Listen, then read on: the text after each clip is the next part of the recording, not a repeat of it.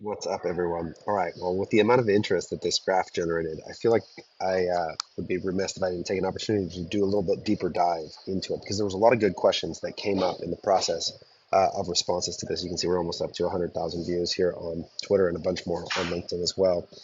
Um, so a few of the questions that came up was one, is this a subscription business? Which I think is a great question because of the rate of growth of returning customers. And the answer is yes. Part of the growth from this portion of the revenue does come from subscription.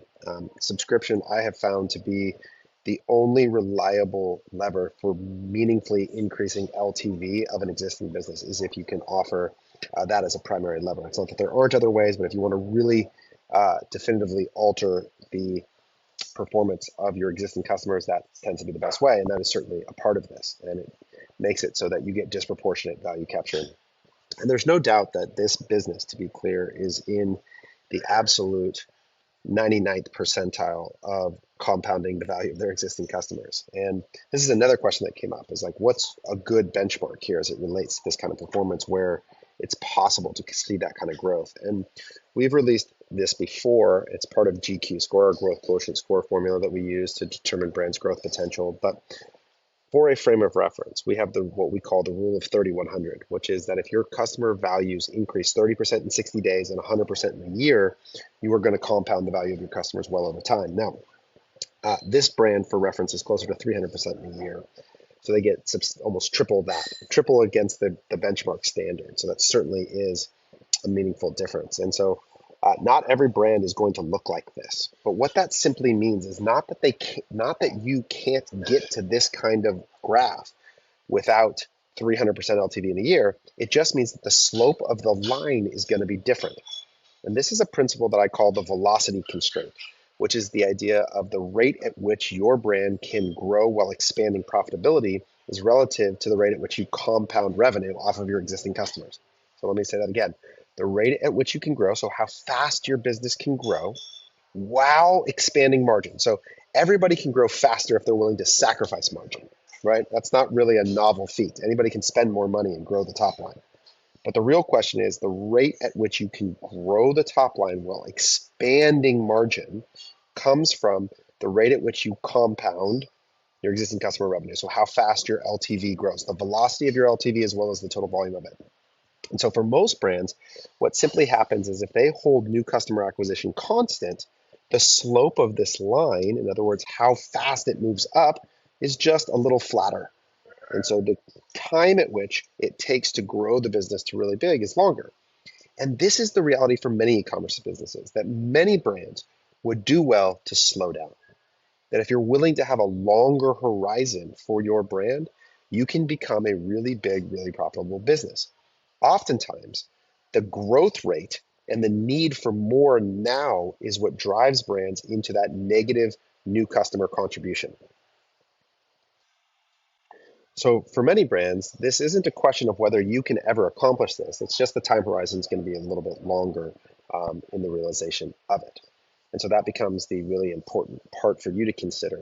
The other thing I talk a lot about is what tactics can impact LTV. I just released a podcast on this called Inside of Admission called Tactics with Taylor, where we look into all the different ways that LTV can be impacted. And the unfortunate reality is that in many cases, LTV is what we call a genetic attribute, meaning that it is much more like a person's height than it is their weight, meaning that the amount of control that you have over your height is pretty limited in the grand scheme of things. And that marketing tactics, things like post-purchase flows and upsells and cross-sells, they all actually have a pretty small impact on your overall LTV.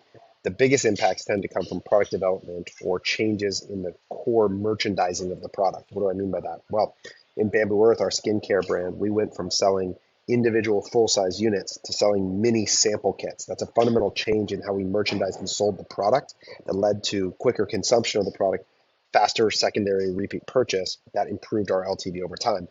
That tends to be how within the same set of products you can see an increase in LTV. Other examples I've seen is where a hardware business, we used to work with a company that sold headlamps, almost zero LTV on headlamps, but they added a battery subscription as part of the headlamps that was timed to the usage rate, and that added them a product that was a consumable that layered on a portion of their business that has higher LTV. So that tends to be tactically the reality is that impacting lifetime value is pretty challenging to do from a tactics standpoint.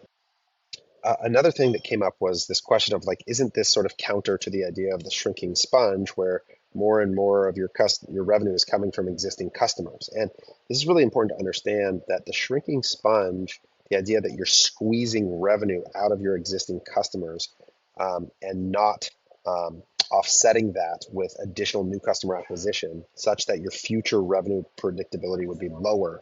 Um, that doesn't happen if new customer acquisition is constant or growing. And if you look at this graph, you actually see that the blue line is actually growing. New customer acquisition is expanding, or in some cases, there's slight periods of a decline followed by an increase.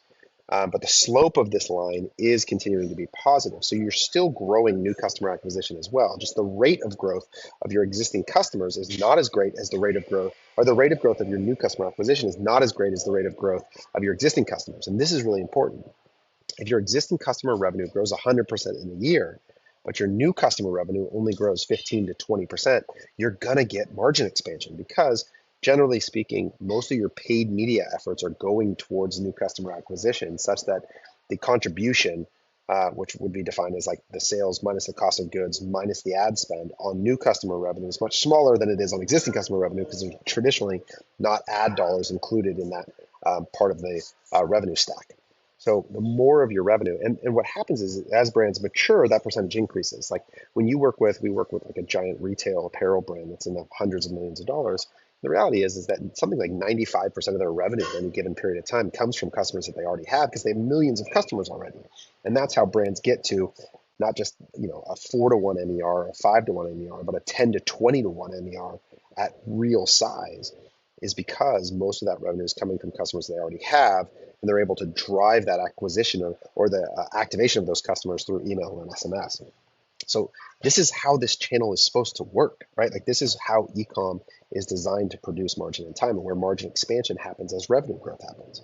So worth considering that as you go. But clearly this was an inspirational visual for a lot of people to see, and hopefully it helps to align your business. Now, the one challenge I'll say is that most businesses won't grow this fast.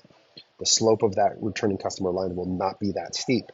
But that widening, which think about margin as like margin expansion as the gap between these two lines, it can happen for you too. It just likely will be a lower slope of the line if your LTV is only 50% in a year or 70% in a year. Now, if there's no LTV, then it's a very different business model. This is another thing that came up. If you're in the furniture industry or some other hard good that has very little LTV, then you're going to see the inverse, where the new customer revenue is going to represent the vast majority of your revenue in any given month. And that's going to continue to always be the case. And that tends to require then that you're driving constant, disproportionately efficient new customer acquisition through product drops and promotions and releases in a way that allows you to continue to maintain the efficiency of new customer acquisition, even as top line revenue grows. Different set of challenges, different kinds of businesses. But this is a great visual as a way to think about the growth of your business over time. What other questions do you all have? I'd be happy to keep diving into these things and answering more as we go.